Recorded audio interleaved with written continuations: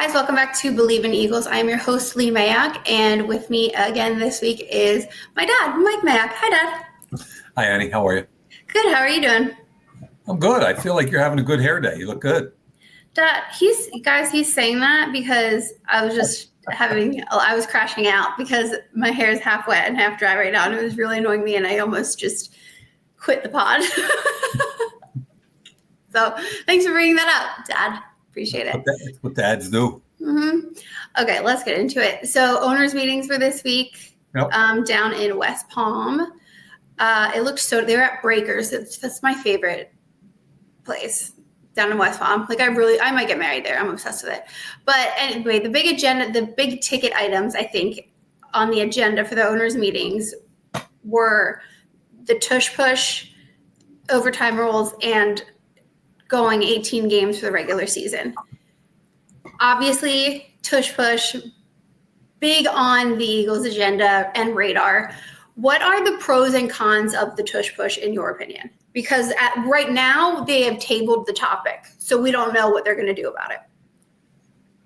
Typically and politically within the NFL, when they table something like that, it means they don't have enough votes yet to get what they want. That sounds illegal. It's the way of life, unfortunately. And I mean, here's my take on the whole thing. And you can go anywhere you want from this. We're both Philadelphia people, obviously, and we both have a great affinity for the quality of the Eagles franchise and the people in it. Having said that, personally, I'm not a fan of the Tush Push. And Why? the reason I'm not is because if you're not allowed to pull a person, why are you allowed to push a person, a ball carrier? And this rule changed about 20 years ago. For 100 years, you weren't allowed to push any ball carrier. About 20 years ago, they changed the rule for a completely different reason. It was about offensive linemen sprinting downfield and picking off defensive players out of a pile, and they thought that was a safety thing. So they said instead of that, you can hustle down and push the ball carrier, right? That's kind of what the genesis of it was. And now out of nowhere, there's this Tush Push, and the sad thing is only one team does it well, and it happens to be the Eagles, right? The brotherly shove, yeah. So on the one hand, I'm kind of like, I don't think the Eagles should be unfairly penalized for being they got a great offensive line, and they got a quarterback that squats the house. So, why would you go after the Eagles? And here's what I think is really happening, and it's sad, is that on the one hand, I don't like it for a completely different reason, but I think the NFL, under the guise of player safety, is ultimately going to eliminate this play. And I think the genesis, the genesis of it is a bunch of teams get together, like NFC East division foes that have to play them twice a year, NFC teams that have to beat them to get to a Super Bowl. They get together and say, why should the Eagles have a competitive advantage? It's 1st and 9, not 1st and 10 every time they get a first down for the Eagles. So I think they're going to end up getting rid of it under the guise of player safety. But I think really, I'm guessing behind the scenes, there's a lot of political crap going on because other teams don't like this competitive advantage the Eagles have earned. So you would get rid of it because of like the football aspect? I don't look at the player safety thing because nothing's happened yet from a safety perspective. It could happen, but I look at it more like you can't pull a guy. Why can you push a guy? It makes zero sense to me from a football and common sense application. Okay, and why do you think that no other teams have been able to successfully do the Tush Push? Most teams don't have a quarterback that willingly wants to be a part of a massive rugby scrum. Okay, so what you see a lot of teams doing is like Patrick Mahomes on 4th and 1 will be under center, and then he'll kind of take a step back and look up and then Travis Kelce or somebody else will get under center and do the Tush Push because A, Travis Kelce's 245 pounds, and B, they don't want to take a chance of Mahomes being in that scrum. The Buffalo Bills did it pretty well with Josh Allen, but he's 250 pounds. Mm-hmm. So I think the Eagles have a rare combination of a quarterback that can do it and an offensive line that has completely bought into what it takes to get it done. But if you were to make an educated guess, they will be eradicating the Tush Push. Yeah, I think they tabled it to try and get the votes needed for the next league meeting. That just sounds so illegal to me, and also just like such a hater move by the rest of the teams. Well, it's a fact of life in the NFL, and it's amazing what happens in some of these committee meetings behind closed doors. Do you have any stories? No, I was never on a competition committee or anything. I wasn't around long enough. I was kind of the new guy, and I had, for the most part, had to keep my mouth shut, which, as you know, was difficult for me. Yeah, I'm shocked. It's actually shocking that you're able to do that for that long. But moving into another one of the agenda items on the owners' meetings that I actually like, the proposed new overtime rules, which gives each team the ball in overtime. I think it shortens it to 10 minutes, but each team gets the ball. What are the pros and cons you see of that? Yeah, I hate it. You do? Of course you do. I love it. You hate it. Okay. I hate it because, okay, in our politically correct America, we're going to give two teams a chance now to get the ball. And that's fine. I have no problem with that. But what if Team A receives the ball? Max wants to get out. Excuse me. The dog hates this. Say hi, Max. There you go, bud. So I don't think he likes the overtime rules. Apparently not. Let's say Team A gets the ball first, and they take their time, run the ball, and they score a touchdown, and they take 7.5 minutes off the clock. Now Team B gets the ball with 2.5 minutes left, and they've got to replicate this. They've got to score a touchdown or they lose. So one team gets 7.5, the other team gets 2.5. And do you think they'll do that with like time management on purpose? Obviously. Oh yeah, for sure. Okay. For sure. And I think depending on whether it's overtime in the regular season or the postseason, you might even, if you win the coin toss, you might make a different decision. In regular season with only 10 minutes, you might say, heck, we're taking a ball because we want to run as much time off the clock as we can. In the postseason, when you get the full quarter, you might say, I want to kick off, get the ball second, so I know what I need to beat. What you need. Yeah, the bottom of the ninth inning in baseball. Like I know what I need. So, some purists would say, well, who cares if they only got 2 minutes? Tell them to stop the other team, and then they'll have more time. Play defense. And I would say, fine, then let's play sudden death.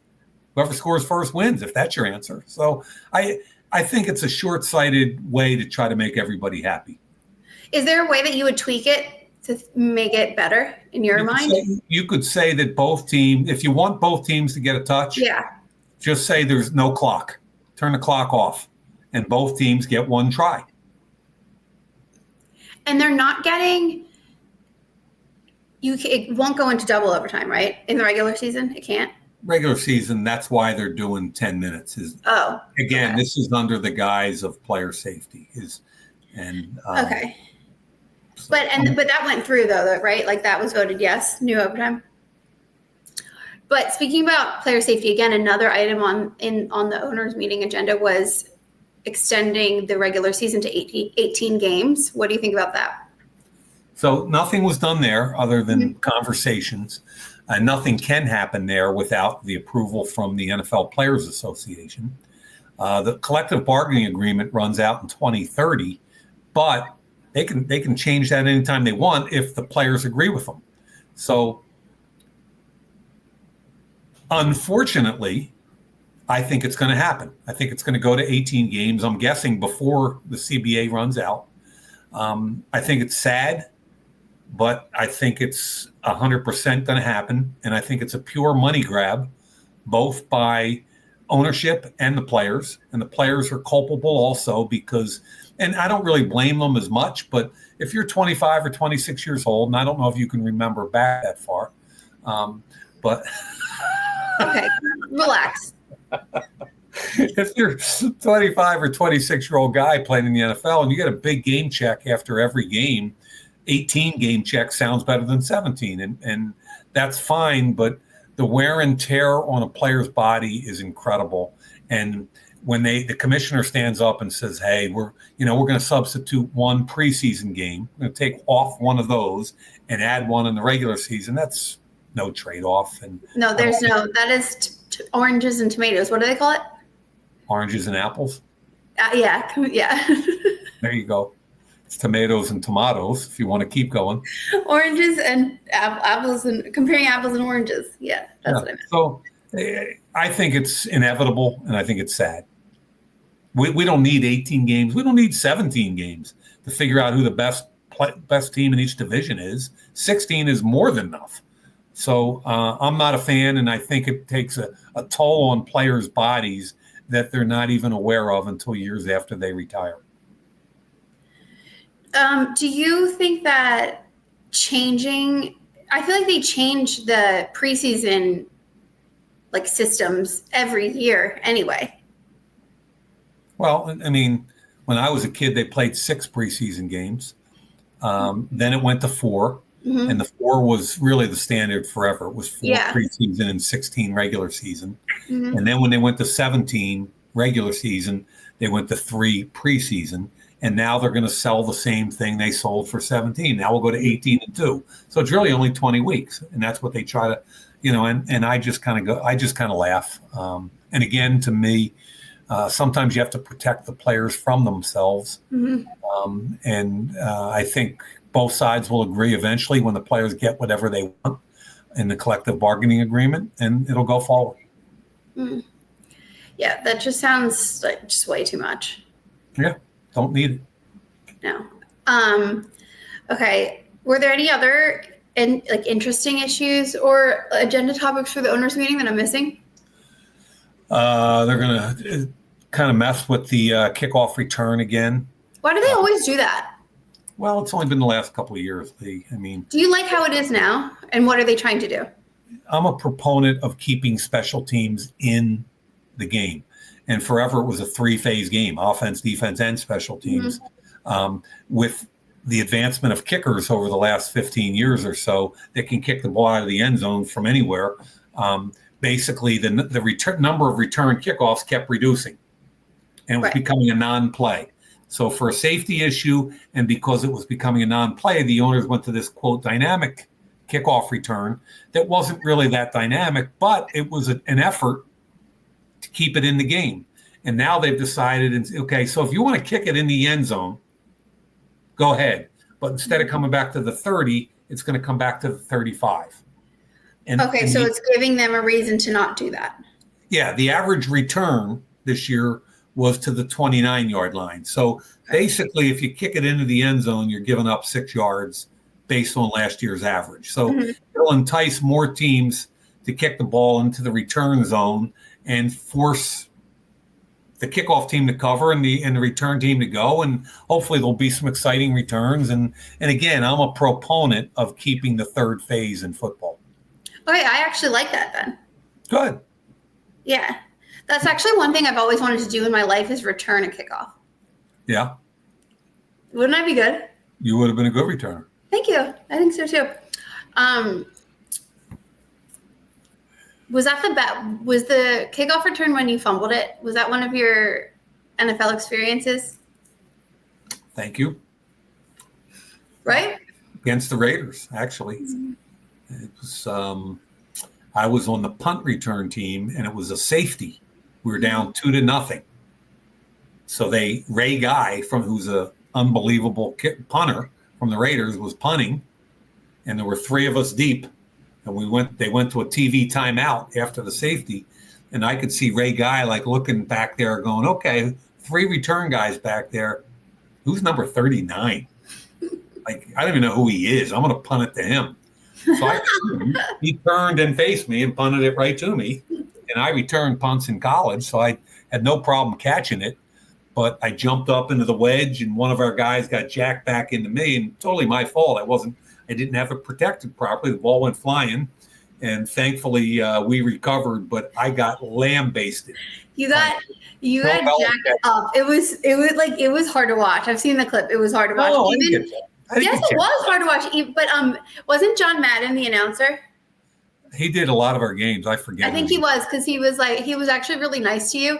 He was like, 39, Mayock. Yeah, there was nothing else really he could have done with that. Except protect the football, which I didn't do. And that was Belichick crushed me the next day in film session, and he should have protect the football. You got one job: protect the football, Mayock. Yeah, do your job. Do your job. Speaking of doing your job, okay. I can't believe we're still talking about this. Aaron Rodgers. Yeah. Do you think he still wants to play? Yeah. Okay. Then next, do you think he actually really would rather play for the Vikings than the Steelers? We're assuming that the Vikings and Steelers are the two teams that are still in play for Aaron Rodgers at this moment. I don't think the Vikings are in play. You don't? No, I think there were conversations, and Aaron knows their head coach. They were NFL quarterbacks, and Kevin was an NFL quarterback and a really smart guy, so it's easy for them to have conversations. And if you're Aaron Rodgers, Minnesota was a 14-win team a year ago, and you're thrown to a really high-level group of wideouts led by Jefferson. Yep. They had a run game and an offensive line. So would you rather play for them or just about anybody else? And his answer was, I'd rather go play for them. But because they drafted J.J. McCarthy in the first round last year and he got hurt, the bottom line is they drafted him in the first round for a reason, and they want that kid to develop. And if you bring Aaron Rodgers in, he's not going to play. Okay. So I think that's pretty much off the table. I think what Aaron Rodgers is looking at is he spent a day with the Steelers. That's the last logical team left that can be a playoff team that needs a veteran quarterback. Mm-hmm. So he spent a day with them, met with Mike Tomlin, met with some of the people there. I think what he's doing is he's taking a step back and he's a smart guy. And he's kind of going, okay, I want to play 2 years if I can. If I play well this year, I'm probably going to want another one. What gives me a chance to get into the playoffs and beyond? And right now, it's the Pittsburgh Steelers. That's about the last team left on the quarterback carousel. That's a good team. And they're solid. But at the end of the day, how good is their roster? When you add Aaron Rodgers, is he better than Russell Wilson was a year ago? For sure. I agree 100%. Are they good enough to win a Super Bowl with him at quarterback? I don't think so. Are they good enough to win the conference to get to a Super Bowl? No. Are they good enough to win their division with Baltimore and Cincinnati and Cleveland? I don't think so. So I think he makes them better for sure, but I don't think he's like any kind of force multiplier that can get them to a crazy place. Okay, but is there any other place you could see Aaron Rodgers going, or is that pretty much it? I mean, Cleveland is the other team that needs a veteran quarterback, and I don't really see that happening. And Cleveland's in an intriguing situation. They traded for Kenny Pickett, who was a first-round pick 3 years ago. So the question is, do they take, assuming Cam Ward goes number 1 to Tennessee, do they take Shedeur Sanders at number 2?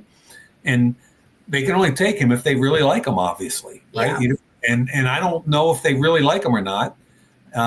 And if you want to get better this year, if you take Abdul Carter or Hunter from Colorado, it helps you get better right now, today.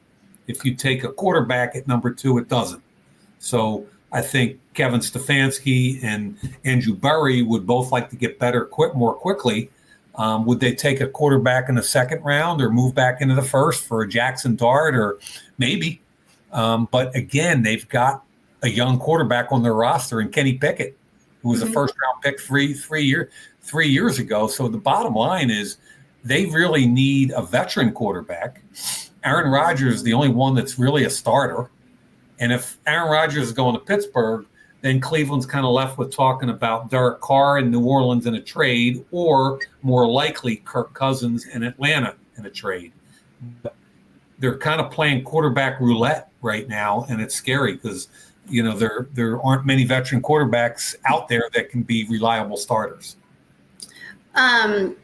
Cowboys actually just entered themselves in the quarterback carousel or roulette, whichever one you want to call it, for a backup. Would you say? So Cowboys made a trade with the Patriots for Joe Milton III and a 7th round pick in exchange for a 5th round draft pick.